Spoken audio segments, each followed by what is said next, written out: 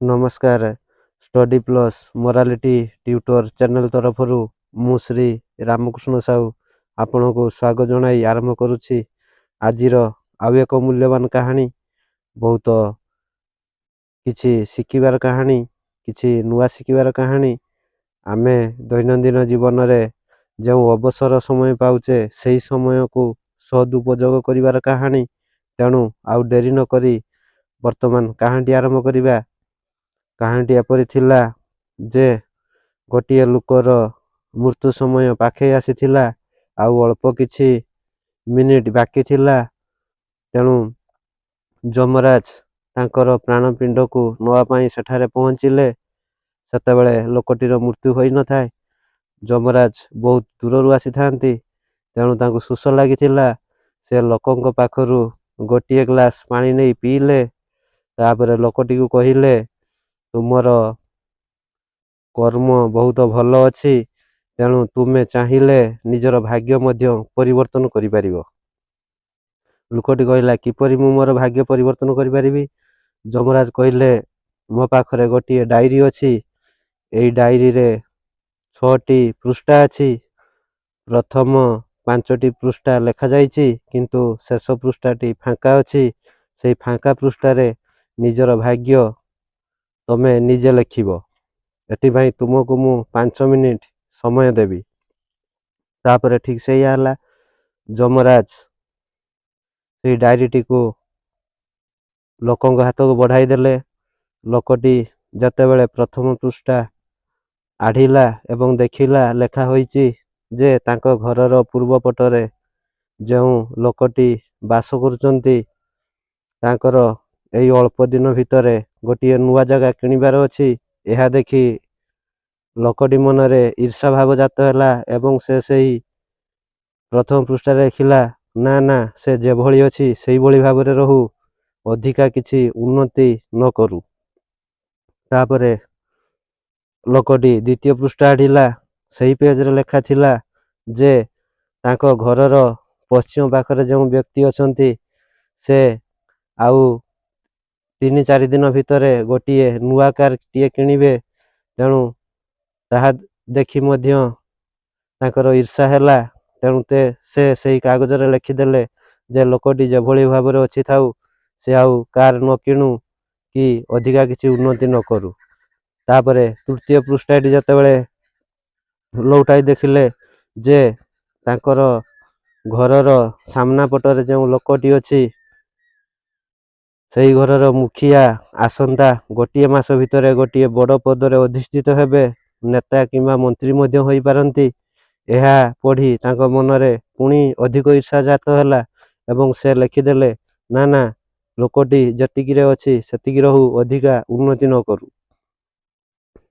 तापरे चतुर्थ पृष्ठा उलटाई देखिले सेथिरे लेखा अछि तांको घर पछपटरे जो गरीब दिन मजुरियाटिए बास करूची तांकर भाग्य आउ अल्प कई दिन भितरे परिवर्तन हो जिवो। कारण तांको सहित गोटिए चमत्कार हेबाकु जाउची। से गोटिए नुआ जिनिस पाइबाकु जाउचंती। सेथिरे तांकर भाग्य परिवर्तन हो जिवो। एहा सुनी ता मनरे आहुरी अधिक ईर्षा होला एवं से सेठारे लिखिदेला ना ना ए गरीब लोकटी जेभଳି अछि सेतिकिरे रहू, अधिका किछि उन्नति न करू। तापरे पंचम पृष्ठा लेउटाइला। सेथिरे लेखा थिला जे से जो कंपनी रे काम करूचंती तांको कंपनी रो जे मालिक अछंती से गोटिए कंपनी रो मालिक आसंता 4-5 दिन भितरे से 6-7टी कंपनी रो ओनर होई जिवे। तांकर भाग्य परिवर्तन होई जिवो, आहुरी धनशाली व्यक्ति होई जिवे। एहा देखि तांको मालिकंक प्रति तांकर ईर्षा भाव जात होला एवं सेही कागज रे से लिखिदेले ना ना मु जो कंपनी रे काम करूची से मालिक जेभଳି अछि सेही अवस्था रे थाउ, अधिका जदि से उन्नति करिवो ताहाले हुए तो हमकु चाकरी रु बाहर करिदबो। तेणु से सेभଳି थाउ। एही परी 5टी पृष्ठा पढ़ी जहा किछि लिखिबार थिला लिखिदेला। काहारी को भल मंतव्य देला नहीं, सब खराब मंतव्य देला। कारण तार मनरे ईर्षा भाव जागृत होइथिला। जतेबेले से षष्ठ पृष्ठाटी खुलिला एवं निजर भाग्य लेखिया पई चाहिला, ठीक सही समय रे जमराज ताको हातरू ଡାଏରୀଟିକୁ ଛଡି ନେଲେ ଏବଂ କହିଲେ ତୁମେ ତୁମର ଭାଗ୍ୟ ଆଉ ଲେଖିପାରିବ ନାହିଁ, କାରଣ ମୁଁ ତୁମକୁ 5 ମିନିଟ୍ ସମୟ ଦେଇଥିଲି, କିନ୍ତୁ ସେଇ 5 ମିନିଟ୍ ଭିତରେ ତମେ ଅନ୍ୟର ଭାଗ୍ୟ ପରିବର୍ତ୍ତନ କରିବା କଥା ଚିନ୍ତା କଲ, କିନ୍ତୁ ନିଜ ଭାଗ୍ୟ ପରିବର୍ତ୍ତନ କରିବା ପାଇଁ ସମ୍ପୂର୍ଣ୍ଣ ଭୁଲିଗଲ। ତେଣୁ ତୁମେ ତୁମର ଭାଗ୍ୟ ଆଉ ଲେଖିପାରିବ ନାହିଁ, କାରଣ ମୁଁ 5 ମିନିଟ୍ ସମୟ ଦେଇଥିଲି। ଏହାପରେ ଲୋକଟି କାକୁତି ମିନତି ହୋଇ କହିଲା, ଯମରାଜ, ମୋର ଭୁଲ ହୋଇଯାଇଛି, ମୋର ସେଭଳି କରିବା ବଡ଼ ମୂର୍ଖାମି ଥିଲା, ବଡ଼ ଭୁଲ ଥିଲା, ମୁଁ ଆଉ ସେଭଳି ଭୁଲ କରିବି ନାହିଁ।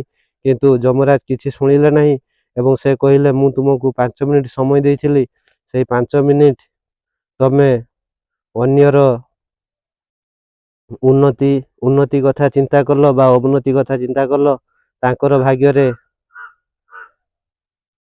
କିଛି ନା କିଛି ଲେଖିଲ, ଭଲ ହଉ ଖରାପ ହଉ ଲେଖିଲ, କିନ୍ତୁ ନିଜ ଭାଗ୍ୟ ପାଇଁ କିଛି କଲ ନାହିଁ। ଏହା ହେଉଛି ତମର ବଡ଼ ମୂର୍ଖାମି। ତେଣୁ ତମର ମୃତ୍ୟୁ ସମୟ ଆସିଥିଲା ସତ, କିନ୍ତୁ ଚାହିଁଥିଲେ ତୁମେ ତୁମର ଭାଗ୍ୟକୁ ପରିବର୍ତ୍ତନ କରିପାରିଥାନ୍ତ, ଅଧିକ ଦିନ ବଞ୍ଚି ପାରିଥାନ୍ତ, କିନ୍ତୁ ସେ ସମୟ ତମେ ହାତଛଡ଼ା କଲ। ତେଣୁ ତୁମର ମୃତ୍ୟୁ ସମୟ ପାଖ ହୋଇଗଲା। ଏହା କହିବା ମାତ୍ରେ ଲୋକଟି ମୃତ୍ୟୁବରଣ କଲା। ଯମରାଜ ତାର ଆତ୍ମାକୁ ନେଇ ସେଠାରୁ ଚାଲିଗଲେ। ଏତିକିରେ ଗପଟି ସରିଗଲା।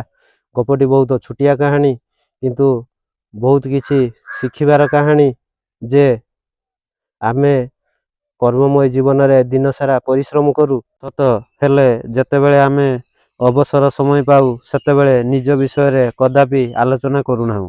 ସେତେବେଳେ ଆମେ ଅନ୍ୟର ଭୁଲ ବୁଝିବା ପାଇଁ ବାହାରି ପଡ଼ୁ। ଯେତେବେଳେ ଆମେ ଅବସର ସମୟ ପାଉ, ସନ୍ଧ୍ୟା ସମୟରେ ଛକ ବଜାରରେ ଦୋକାନରେ 5ରୁ 6 ଜଣ ସାଙ୍ଗ ଏକାଠି ହୋଇଯାଉ, ସେତେବେଳେ ଆମେ କଥାବାର୍ତ୍ତା ହେଉ ଯେ ମୋର ଜଣେ ସାଙ୍ଗ ଥିଲା, ସେ ବହୁତ କଞ୍ଜୁସ, ତାକୁ 10 ଟଙ୍କା ମାଗିଲେ ମଧ୍ୟ ସିଏ ଦିଏ ନାହିଁ, କିନ୍ତୁ ଆମ ପାଖରୁ ସେ ସବୁବେଳେ ଖାଏ। କିଏ କହୁଥାଏ ତାର ଘର ପାଖରେ ଗୋଟିଏ ବୁଢ଼ା ଅଛି, ସେ ବୁଢ଼ାଟି ସବୁବେଳେ ଆମ ଉପରେ କେଁ କେଁ ଡାକେ, ତାକୁ ଯେତେ ଭଲ କଥା କହିଲେ ମଧ୍ୟ ସେ ଶୁଣେ ନାହିଁ। ଆଉ କିଏ କହୁଥାଏ ଯେ ତା ଘର ଯେଉଁ ସ୍ତ୍ରୀ ଲୋକଟା ଅଛି ସେ ବହୁତ ଖରାପ, ସେ ସବୁବେଳେ ନିଜ କଥା ଚିନ୍ତା କରେ, ଅନ୍ୟ କଥା ଚିନ୍ତା କରେ ନାହିଁ। ଏଇଭଳି ଭାବରେ ଆମେ ନିଜ ପରିବାରର, ନିଜ ଗ୍ରାମବାସୀଙ୍କର, ନିଜ ବନ୍ଧୁ ବାନ୍ଧବଙ୍କର ଦୁର୍ଗୁଣ ବିଷୟରେ ଆଲୋଚନା କରିଥାଉ। କିନ୍ତୁ ସେହି ସମୟ ଭିତରେ ଯଦି ଆମେ ସେହି ଦିନ ଯାହା କାମ କରିଥିଲେ, ସେହି କର୍ମ ଦ୍ୱାରା ଆମେ କେତେ ସୁବିଧା ପାଇଲେ, ଆମ ଦ୍ୱାରା କେତେ ଜଣ ଲୋକ କିଛି ସୁବିଧା ପାଇଲେ ବା କେତେ ଜଣ ଲୋକ ଅସୁବିଧାର ସମ୍ମୁଖୀନ ହେଲେ, ସେଭଳିଆ ଚିନ୍ତାଧାରା ଯଦି ଆମ ମନରେ ନେବା, ତାହେଲେ ନିଶ୍ଚୟ ଆମେ ଆମର ଲକ୍ଷ୍ୟସ୍ଥଳରେ ପହଞ୍ଚି ପାରିବା। ଆମେ ଉନ୍ନତି ପଥରେ ଆଗେଇ ପାରିବା। ଆମର ଅନ୍ତର୍ନିହିତ ଗୁଣାବଳୀକୁ ଆଉ ଅଧିକ ଟିକେ ବିକଶିତ କରିପାରିବା, ଏଥିରେ ତିଳେ ମାତ୍ର ସନ୍ଦେହ ନାହିଁ। କିନ୍ତୁ ଆମେ ସବୁବେଳେ ନିଜର ଭୁଲ ନ ଦେଖି ଅନ୍ୟର ଭୁଲକୁ ସବୁବେଳେ ବାଛିଥାଉ, ତର୍ଜମା କରୁ, କିନ୍ତୁ ଆମର ଭୁଲକୁ କେବେ ତର୍ଜମା କରୁନାହୁଁ, ତାକୁ ସୁଧାରୁନାହୁଁ। ଏହା ହେଉଛି ଆମର ସବୁଠାରୁ ବଡ଼ ମୂର୍ଖାମି। ମଣିଷ ମାତ୍ରକେ ଭୁଲ। ମୁଁ ବି ଜଣେ ମଣିଷ, ସିଏ ବି ଜଣେ ମଣିଷ, ତାର କେମିତି ସବୁ ଭୁଲ ହୋଇଗଲା, ମୋର କୌଣସି ଭୁଲ ହେଲା ନାହିଁ, ଏହି କଥା ଆମେ ମନକୁ ଆସେ ନାହିଁ।